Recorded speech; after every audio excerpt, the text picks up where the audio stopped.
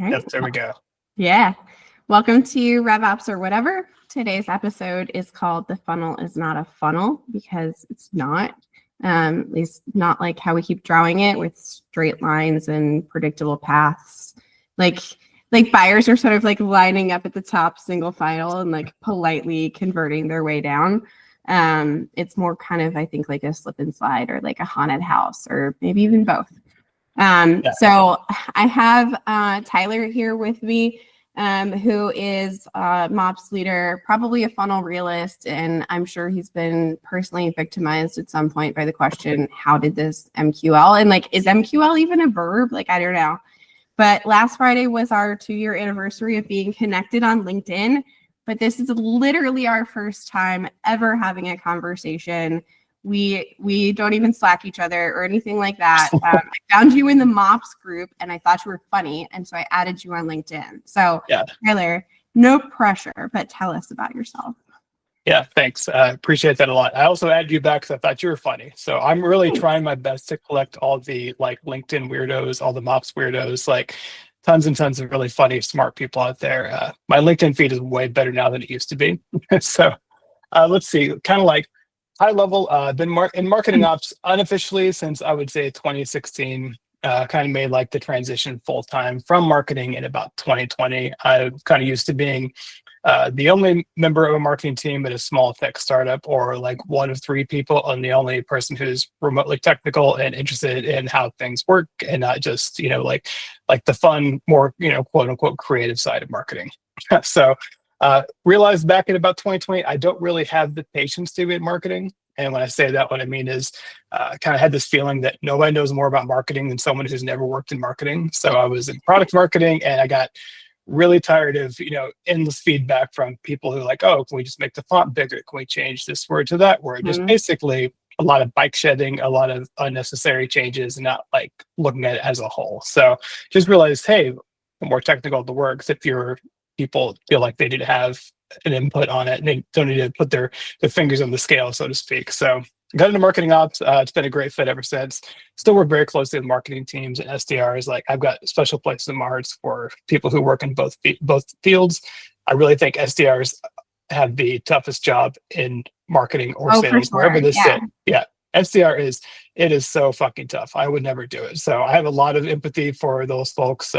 My previous gig, I was supporting the SDR team. Current gig, still supporting the SDR team, and it's very bi-directional relationship because you get input from them, like, hey, why are these people MQLing? Why are they not MQLing? Yeah. As much as I don't like that, oh, why this person MQL, and I can always explain it. But these questions are never going to stop happening. Like you're always going to get them like, hey, why is this happening? And just trying to get the team to think like bigger picture. There's always going to be weird edge cases like, oh, this person MQL'd for, these reasons. Here's why. Just trying to, teach myself that as an SDR, I probably don't need a super in the weeds like, oh, this actually isn't a routing problem. It's a data problem. And let me tell you more about that because they don't care. Just like, hey, this broke. What happened? Can you fix it? So I feel like I'm rambling a bit, but kind of been all over the map, switched from marketing to marketing ops and couldn't be happier. Yeah, no, that's great. I'd like to hear how we each got to where we are, right? Because I feel like one of the things that all my guests seem to have in common is none of us intended to be here, right? Like, this is not where we started. So I really do like hearing the different perspectives that people are coming into this sort of like very specific niche sort of industry with. So it's good to know. How do you think we ended up with the funnel as like a visual metaphor for the buyer journey? It's a great question. I think because at first glance, the funnel makes a lot of sense. Like, oh, we're going to have a bunch of people interested in some offer or some blog post or some event. And then from there, we're going to narrow it down. Like they're going to get further and further down the funnel until they become an opportunity. But in reality, I really like your analogy of the haunted house. That sounds good to me. Or a slip and slide or like an amusement park. Because you don't go straight from point A to point B to point C all the way down to opportunity. I mean, I think recently we just brought on a new data provider and I wasn't in the funnel anywhere. I just knew about them from like talking to people and just the reputation in the industry. I was like, hey, we need to replace our existing data provider. Let's look at these handful of companies that meet our criteria. It's like, I didn't convert on a webinar, I didn't download a piece of gated content. So, like the funnel specifically in this case doesn't apply to me. I know this happens all the time. So as you think about things that are, very difficult or almost impossible to track, think about dark social, if you're have a big press announcement, oh shit, there's a huge spike in direct traffic. Well, that's because people saw your press announcement, but you can't tie it to them because they see your press announcement, they just go to your website.com. Like that's what they're doing. So, and like, especially at my current gig, we deal with a lot of like reconversions. So if somebody's going to, MQL, they don't have any response in SDR, they might come back and submit a demo form like 6 months later. Like, what does that funnel look like? Where are they? Do they move back and forth? So, you can move laterally. Like people don't just move through it slowly or, rationally. But I think it's a useful model because it just helps people think about like, hey, what should this look like? It's just like, it's a heuristic. It's just like kind of, this is how we think this should be modeled. And maybe, 80% of people might fit that, maybe less, maybe more, but you're always going to have the weirdos that, they go back and forth, they go up and down. So I don't know, like nothing drives me crazier than, it comes from SDRs and sales quite a bit. And I get it. They've got quotas to carry, but they often get hyper-focused on like individual data points. Like, hey, why didn't this person MQL? Why did this person MQL? Why didn't this route to me? Why did it route to somebody else? And, if the system works 99.99% of the time, they're not going to say anything. There's going to be that 0.01%, like, oh, hey, I think lead routing is broken. Well, lead routing is not broken. This person had bad data, or something else happened. But from the end user's perspective, like, oh, hey, this didn't work as expected, so I think it's broken. Yeah, I think that's a really good point. And that, like the way that you just described, sort of getting a new data provider, and like you kind of did pop out of like a trapdoor in the funnel somewhere, right? Right, exactly. And that happens, I think kind of the opposite even happens for me a lot because I do services work. So I work with a lot of different clients. So I spend a lot of time on my client's website. Yeah. And I'm filling out their lead forms, or they're working with a piece of technology that is brand new to me. So I'm doing my research on that. And so there's probably a lot of false signals that I'm creating as well. Whereas you just kind of like came in out of nowhere. So I think these are all like really good like examples of why it's not really a buyer journey that applies to everybody. Yeah, I think that's a really good point, especially like as you take more of an account-based approach. It was very common for like, okay, we've got an account, there's an open opportunity. As people at that company start to hear about, Writer, they're going to start downloading pieces of content, they're going to start going to webinars. So, I mean, okay, let's say, is that 50 new MQLs that all need to be worked when it's one account and then may or may not be associated with the opportunity. So, if you're taking more of like looking at people individually, but if you're in B2B, you're really selling to accounts. You're not selling to individuals for the most part. You're going to have a handful here and there, like, some edge cases, but, how do you handle, these new conversions? We've already got a deal in flight. That salesperson's already working it. And if we're in B2B enterprise sales, so sales cycles quite long. You're talking about like, months or even longer. So, does it make sense to MQL every person that comes in from that account? So that's a consideration to think about too, because, I think the funnel might make more sense when applied like at the account level, but on the person level, it almost completely breaks down. Like, you're just like, I don't even know how useful it is, but it's kind of this model that has been so entrenched. Like, this is how people think about it now. Yeah. You've kind of mentioned a couple of times the perceptions that you get from like SDRs and other folks sort of like in the weeds every single day. What do you think like execs, like what is their perception and what are kind of the questions you get from them? Because I feel like they're on the other side of not really fully getting it either. Yeah. Execs are really going to be focused more on like high level business outcomes. That's what I'm getting from them. Like saying, hey, how, so sometimes it's like, how many MQLs did we generate? And I really hate MQL. Like, I can call it whatever I want in MQL. Like, sure, like let's just call everybody who downloads or submits our newsletter form, you're now an MQL.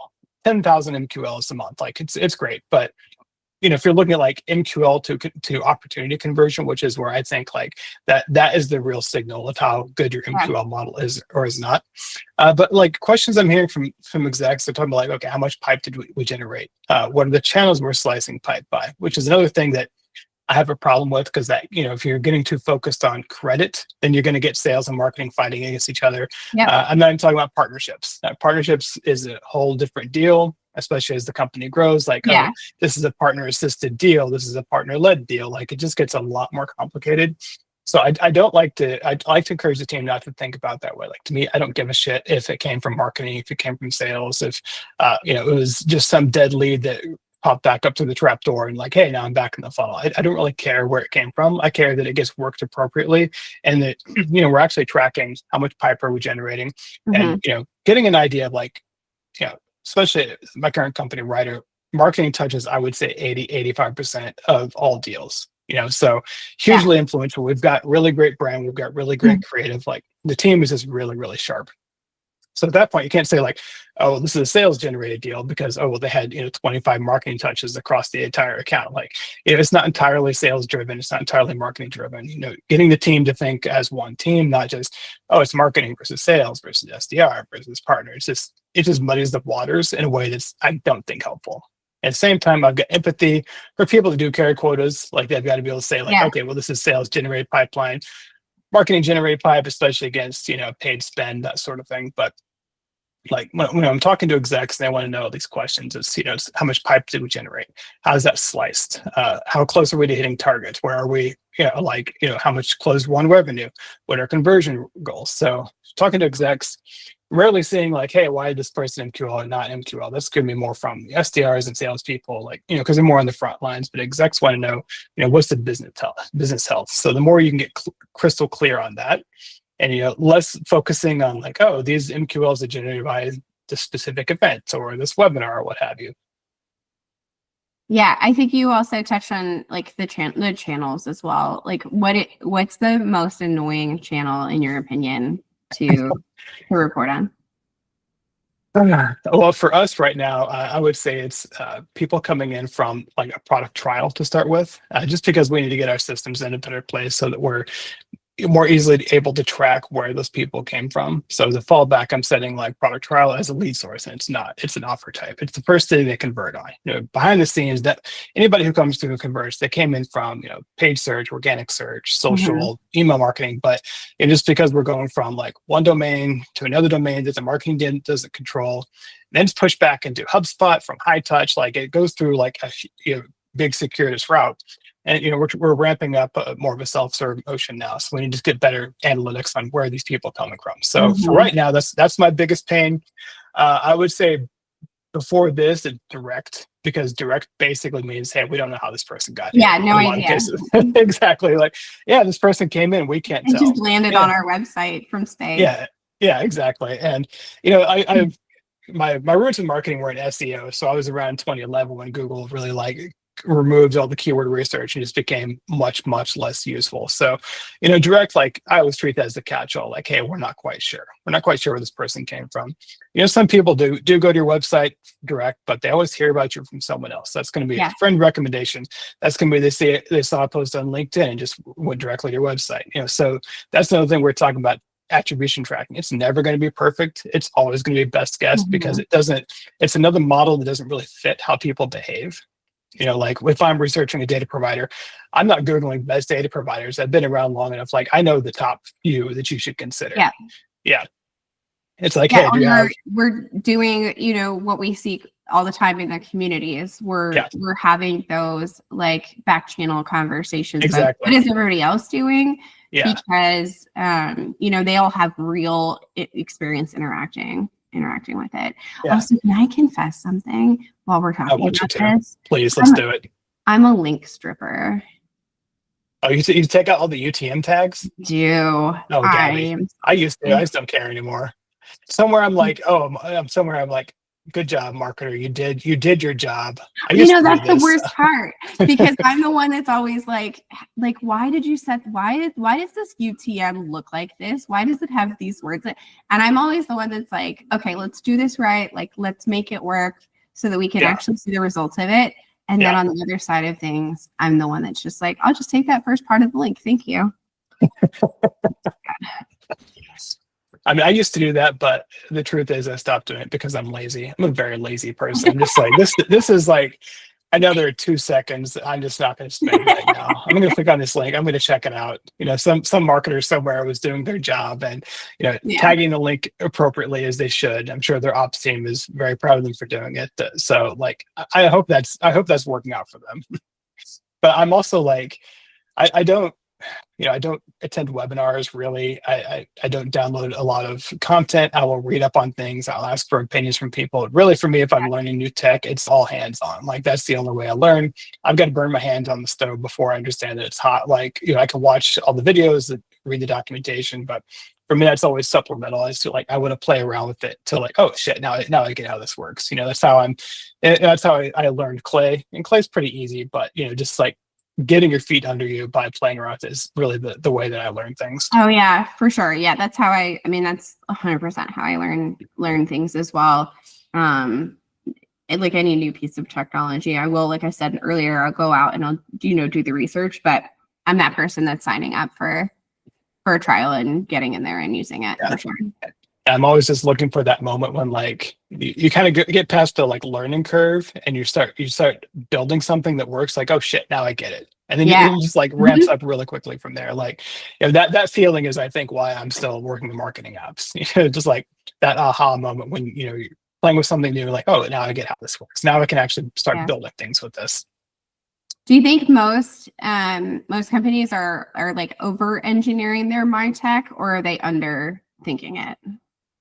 It's a good question. I think like right now with how hot AI is, and I say this as a guy who works at an AI company, I think like everybody's trying to jam AI into everything, like even AI where it doesn't belong. And I had a very frustrating experience just this past week. So I ran into a technical issue with one of our tools, did some investigating, looked like an issue on their end. Basically, we're making a request to URL that was returning a 400.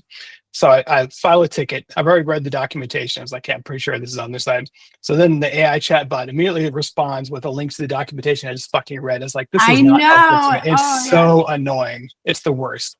I was like, just get this in front of a person. So like everybody's jamming an AI into everything. And I think like they're over indexing on like just new shiny tools and probably under indexing on people setting it up correctly. I think that's what we're seeing now. I think like few months to a couple of years, you're going to see like a cottage industry of people being brought in to fix all the stuff that AI screwed up because of bad implementation. Yeah. And I don't think it's a matter of the tool necessarily. I think it's just people jamming stuff in because, hey, this is the new hotness. We have to have an AI first strategy. We have to have this yesterday. We have to have it in place. So I think a lot of ops folks are putting it in place without really thinking through how it works. So I think that's going to open up a lot of room for consultants here in like, next couple of years is what I'm feeling. Yeah, no, I completely agree with you. And I like literally have probably 3 arguments with ChatGPT a day. So like every time I see someone be like, oh, I want to do AI this, I want to be AI first. I'm like, okay, cool. Yeah. You go ahead and do that. Yeah.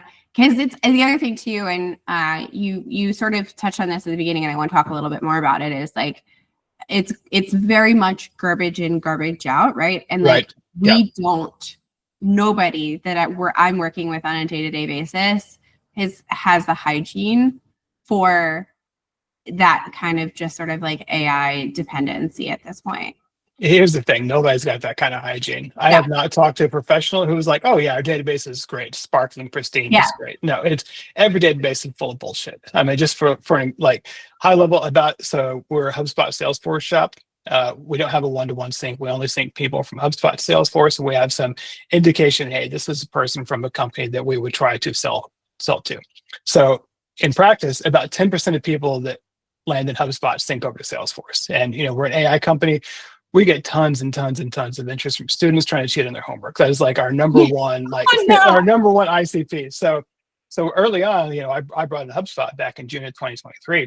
One of my first tasks, like, okay, how do I keep all these students from landing in Salesforce? It's not really a problem I had to tackle before. So it's really interesting, but just like the students aren't going to stop trying to sign up for the product. They're not going to stop trying to get demos and staying through like bullshit requests. That's just going to waste people's time. So yeah, hygiene is not a thing I think anybody has. So to your point, like garbage in, garbage out, that's exactly what we're seeing. People are like, oh, these AI tools are going to solve the problem. Like just like any other tool, it does not matter. If you don't have somebody implementing it who actually understands how it works and is considered how this should be architected, how it's going to affect other systems and downstream workflows, like it's going to screw things up. Yeah. Yeah. I think everybody's sort of afraid of like being behind the curve, but Yeah. they're just also just not, like you said, it's very much an architecture thing. And it seems like they're just sort of skipping over the implications of that. Yeah. I think you're exactly right. It just comes from like this fear of being left behind. Like, oh, our competitors are going AI first. They've, jammed an AI chatbot into their product that is, is it useful? I don't know, but it's there and it exists, and we're using AI, and we can use this in our marketing materials. I don't want to sound like I'm bagging on AI. I definitely, I do work for an AI company, and I do think we've got a really good approach about it. But it just keeps coming down to how is this implemented? How is this architected? You're talking about early use cases like content generation for ChatGPT, and some of the stuff that I've been reading lately is really interesting. Like, it's going to put lawyers out of work, which is wild to me. Like, that's what's going to happen. Like, AI is 100% going to put tons and tons of lawyers at work. So if I were somebody in the legal profession, I'd spend $100,000, whatever, or more on grad school. I'd be like, what the fuck? What do I do next? Yeah. It's certainly cheaper than a lawyer. Yeah. For sure. Yeah, for sure. Hopefully I'll never need one, but I definitely can afford the ChatGPT version of the lawyer versus the real one. Is there one that's sort of like one sort of sacred like field or process in our world that you think we should just like stop caring about? Oh man.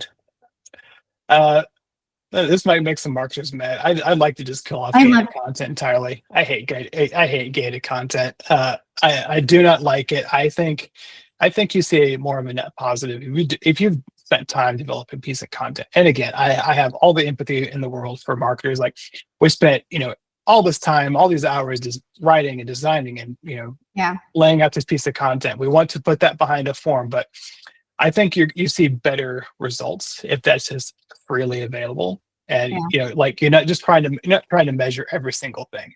I think like that's the thing that it comes back to, is like not trying to measure every single thing, every little KPI, understanding like what are the real things that drive the business forward, and building your reporting around that. So I care less about MQL numbers. I care more about like, okay, how many of those MQLs are actually converting to qualified opportunities? Right. That's a more interesting signal to me, because if we have 1,000 MQLs and those 1,000 MQLs convert to one qualified opportunity, like something's wrong with your MQL model, or it's wrong with your follow-up process. Either way, you've got a problem. Yeah. It just becomes more noise at that point. I think you also brought up with talking about content specifically and how it relates to AI. One of the trends I feel like I'm seeing a lot more of, and where I think people need to be investing a little bit more time, is like LLM optimization, because like ChatGPT and the other tools are going out there and they are searching blog posts and they are searching for all of that information. And that's how people are doing their research now. Nobody's going to Google anymore. You know what I mean? They're getting better results with doing more research that way. And I think having more content and having more available content is in the long run going to benefit people in that way as well. Yeah, for sure. I think so. I mean, so like we're talking about LLMs a little bit. One of the things that I really love about Ryder's approach is that our LLMs are proprietary. So under the hood, it's not built on OpenAI. It's stuff that our team has spent time developing. So it can be more easily tailored to your business model. It's not like something you're going to run out and like, oh, hey, OpenAI's ChatGPT has changed the underlying LLM. So now like everything is different. We're not going to run into that. So I don't know, it's an interesting time to be in the business. I think like AI really blew up, I would say February 2023, like just a few months before I was hired at Ryder. And, from there, like the company's evolved so much, just like our messaging, positioning, like what the tech is capable of, but just the industry itself has as well. Like I think about what Midjourney was doing, 2 years ago, what it's doing today. It's insane. Yeah. So you said you've been in your role a little bit more than a year now. When you first started, what was when you got your hands on everything, what was the first thing that you were like, this is what I'm going to tackle? This is the priority. Yeah. So the first most obvious project was getting marketing automation in place. So prior to me joining the company, they had Marketo back in like 2018, but I think like nobody really knew how to use it. And who does? I mean, like I used to love Marketo. I used to be a Marketo fanboy, but I was like, okay, so we need some type of marketing automation platform in place. I was like, it's probably going to be Marketo or HubSpot. Yeah. Not even thinking about Pardot, like, or in the newer tools, it could be like, Marketo or HubSpot. I was looking at the marketing team. I was like, okay, this is not a very technical marketing team, like very creative, but Yeah. I don't want to burden them with having to learn Marketo. And I Right. also don't want to be the only one who knows how to use Marketo. So I think it made more sense at that point for like, let's bring in HubSpot. I'll just learn how HubSpot works. So that was my first big project. Prior to HubSpot, we had custom IO and some webhooks that was pushing data into Salesforce. The problem is that it wasn't bi-directional. So if something updated in custom IO, it would push into Salesforce. Oh, yeah. Like up in Salesforce, like customer has no concept of that happening. So we're in a much better state today, but that was the first biggest project that I had to tackle. It was just pretty glaringly obvious. Like, okay, the team is using like Gravity Forms and WordPress and a bunch of other like one-off tools and stringing them together with webhooks and Zapier and things like this. Like we can replace most of this with HubSpot. Yeah. That's actually, I think the need that I'm solving most right now is having an unwieldy sort of disparate set of tech, especially with forms in particular, like you mentioned. Like I've got clients that have 3 different form tools, like HubSpot and then something else and then something else. And it's like, let's try to pull as much of this back in here, as we can, because you're creating gaps. There are no perfect handoffs. And so like every time you do that, that is a leaky funnel. We are leaking data. And so definitely like that sort of simplification, I'm seeing a lot of for sure. Yeah, I think like early on, and if you're going to marketing ops, RevOps, whatever, the most part, I see people coming into it because they're technical and they like playing with the technology. It's like early on, like, oh, hey, I want to add new stuff. I love just deleting shit now. That's my favorite thing to do.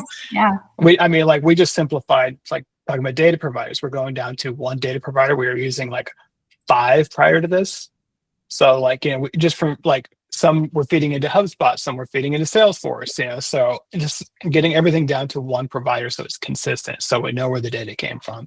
It's going to be a huge relief once we get this project completely wrapped up. That's what I'm working on right now. But yeah, just like I love removing tools, I love consolidation, I love just like cleaning up technical debt. And there's never enough time to clean up technical debt. There's always like, hey, a ton of stuff I would love to clean up. It's just, I just don't have the time to do it. Yeah.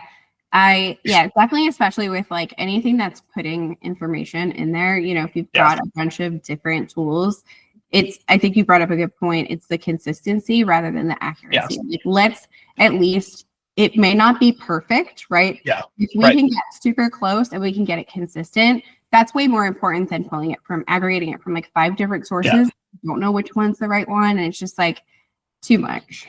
Yeah, for sure. And I mean, for the most part, like, at a certain level, you don't really care how accurate the data is. Like if you're selling to companies that are 100,000 employees and higher, it doesn't really matter if, it says, oh, this is 125, but in reality, they're 140. Like that doesn't matter. Stuff like that. But just understanding and not having thrashing where like one system is overriding a field and another system's overriding it. And then the first one's going back and forth. Like, I hate that crap.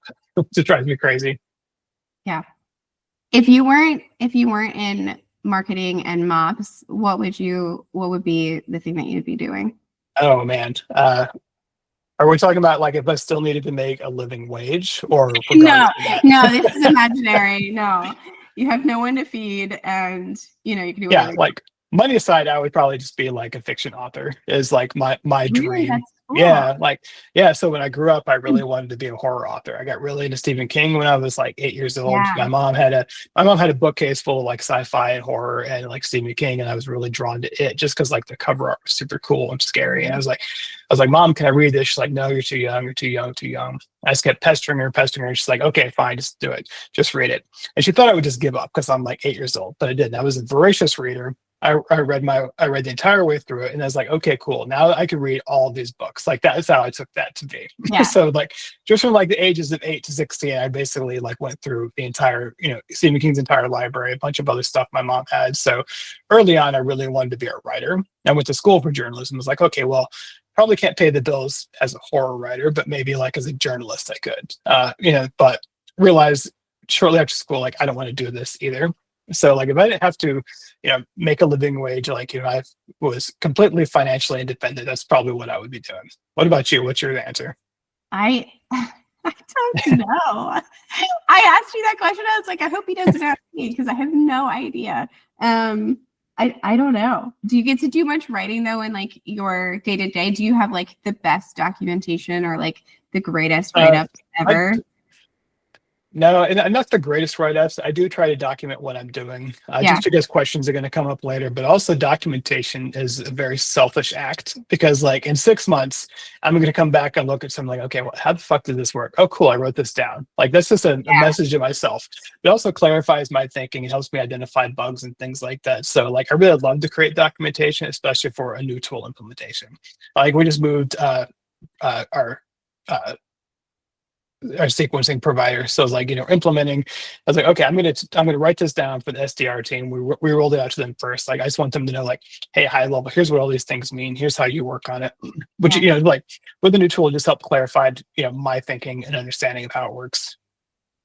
Yeah. And I also feel like we get it in our head sometimes that other people will read it.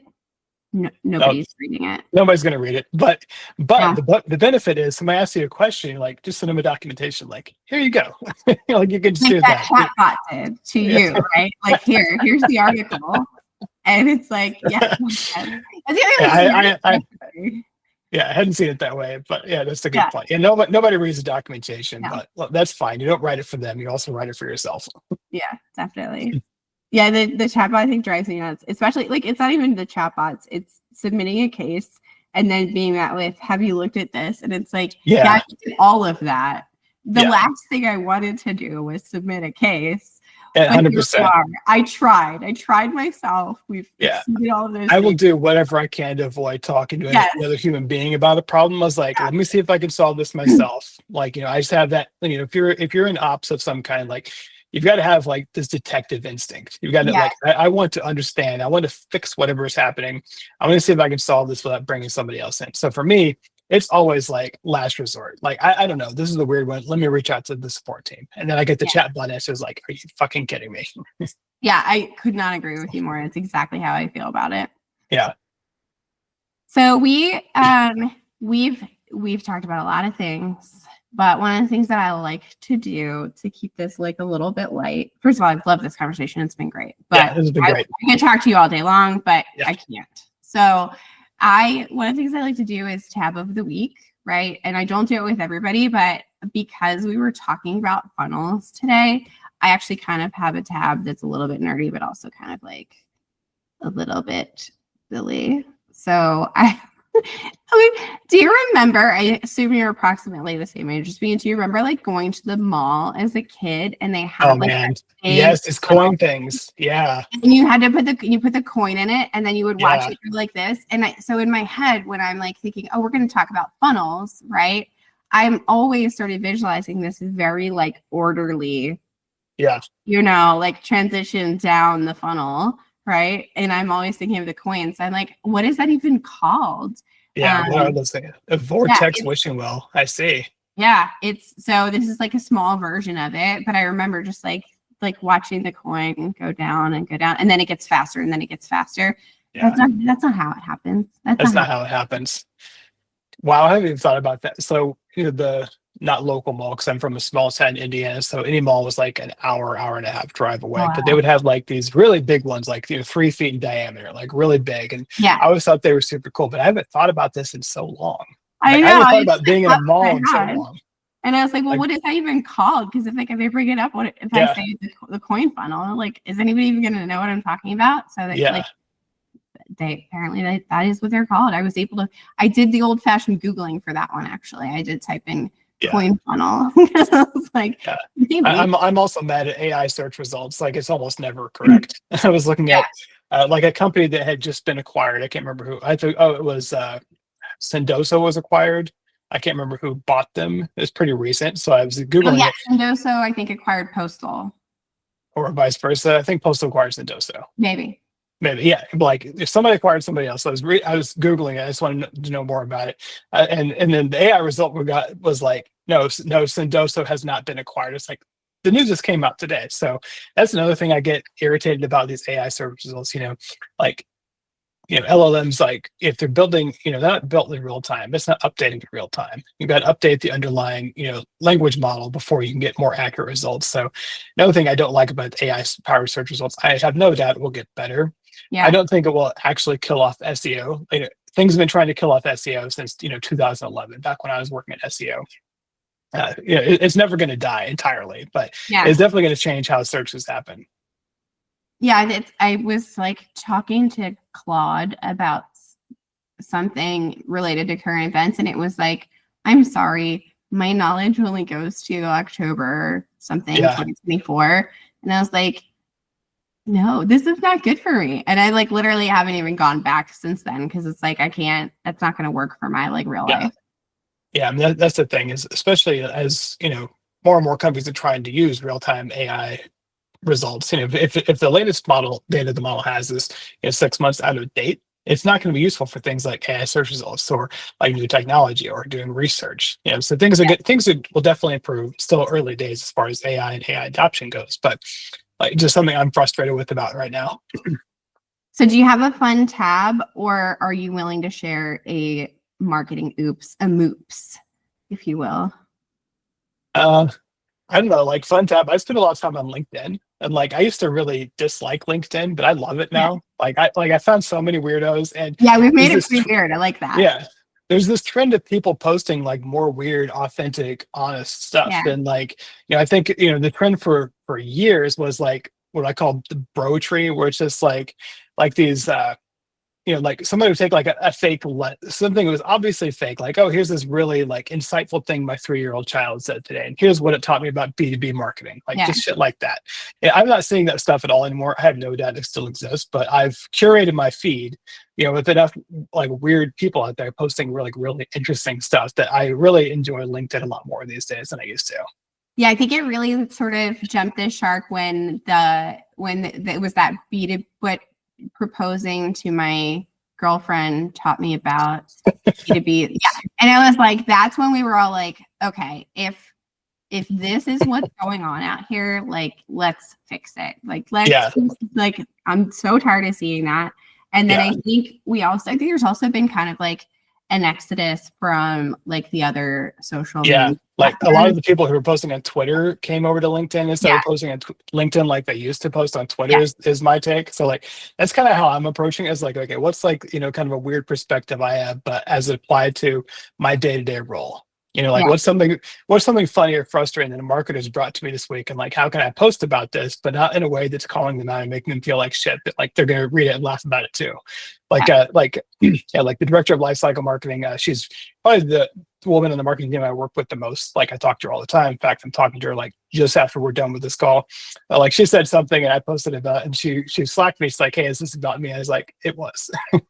She was laughing about it. This was about you. But so that's kind of my posting style. It's weird. It's funny. It's never meant to be like mean or hurtful, even if like it's making fun of things that marketers or sales folks are doing. Yeah, and I feel like we also still are keeping a decent balance of like actual like solid posts, but also like interspersed with some silly stuff too. Yeah, like the ops community, I found like marketing ops a while back. It's kind of like looking around for a new role, and just like talking to people, like learning things, but also just making actual friends. Like I really want to get to some of these ops conferences. I just never get around to it. Yeah, no, I think it's really cool to meet people in real life too. And I think we are people, especially now that you're sort of behind the curtain, right? Like we're the people who are working in the background. I think it is definitely a really solid, consistent, like very competent group of people who like we're good at what we do, and we take that part of it seriously, but we don't take anything else seriously. And like I see that like for like all like the people that I see that are posting like that are people who I think are probably doing a lot of like really good work in the background, and then like they're like just like flying off like 100%. 100%. Those are the people that I want to be friends with. Those people who just like incredibly smart, really good at what they Yeah, do, but also just exactly. having fun with it. Like Yeah. that's the trifecta for me. Like that's the kind of people I want to work with. That's the kind of person I want to be. That's how I want to present myself. But yeah, like so many just really smart people. And like if I saw some of the work that you were doing, some other friends that I met on LinkedIn, I was like, oh shit, this is really cool. I could learn a lot from this. Like that's, you know, I have no doubt for sure. Yeah, for sure. And just so you know, that is how you are perceived, at least. Oh, good. Thank you. Yeah, that makes it really good. Yeah. I'll post something. I'll be like, I don't know, is this too dumb? Is this too weird? I don't know. Just post it. It's fine. Just post it. Yeah, that's the thing. Where like I get a lot of people that are like, oh, I don't know that I'm confident enough in doing it and just posting that. I'm like, well, first of all, if 6 people see it, it's going to be a good day. So if you're worried about getting judged by 6 people, don't even worry about it. Just post it. You know what I mean? Yeah, for sure. Yeah. So it's just one of those things where it's like, and I think, you know, going back to like the very sort of like competent people, I think those people are very confident, and that is why they're able to be like, okay, I'll post something silly because it's whatever. Yeah. Yeah. Like I want to know like competent, smart, humble, funny people, like, you know, no or very little ego. And I feel very fortunate. The team I'm working with now, like filled with people like that, like That's very awesome. humble, very smart, very driven. Like we've got a very high bar for the type of people that work here. Like I have not met one asshole at Writer, and I love it. It's on record now. It's on record. Everybody's great. Thank you so much for doing this with me. Yeah, this has been great, Gabby. Yeah, no, it's been great. And obviously, like we, you know, like we said, the funnel's not a funnel. It's like a suspiciously sort of like damp ball pit at an amusement park. It's got like undocumented exits. People are getting lost in there. And it's not like you're doing it wrong, right? It's just real life. Like that's just it's a lie we tell ourselves. The funnel operates this way, and it does not. Everybody knows it. Yeah. So I usually like at the end to thank a fake sponsor. And I think since we're both HubSpot people, my fake sponsor today is going to be the life cycle stage, which is the most important field that literally nobody understands how it works. And so, yeah, everything, like you said, everything ends up in MQL, or the SDRs are putting everything in SQL, or people think that you can go backwards. Oh, it's fine for me to be an MQL today, and then, I'll go back to being a lead tomorrow. So I'm going to say life cycle stage is our sponsor, because sometimes I guess ambiguity is a strategy. Yeah, I got mad at the life cycle stage field today. I noticed, it's like, why is this person set to customer? Their account's not a customer. I was like, put it aside. That's a fire you can fight some other time. Yeah, like, not today. Yeah. That's not today. Yeah, and when you go into a workflow and it's like it's got like 16 errors in it, and it's not a workflow that you built, and then you realize that all the errors are, I cannot set the life cycle stage back, and it's like, that's the person who I'm going to fight with when I'm angry one day. I love when I find a workflow that I'm reading through. Is like, this doesn't make any sense. Why would you set it up this way? What idiot built this? And I look at it as like, oh, it was created by me like 6 months ago. I did that. Yeah, I'm the idiot. Yeah. That's where that documentation helps. Yeah, but I think that's also a good sign. Like if you're looking at work you did 6 months ago, and you don't have an idea, I'm like, hey, this is how I do it better today. Like you just are not growing. Yeah, we're learning every day. Yeah, for sure. This has been great, Gabby. Thanks for having me on. Thank you. Have a good afternoon. Yeah, you too. Have a good weekend. See ya. Bye. Bye.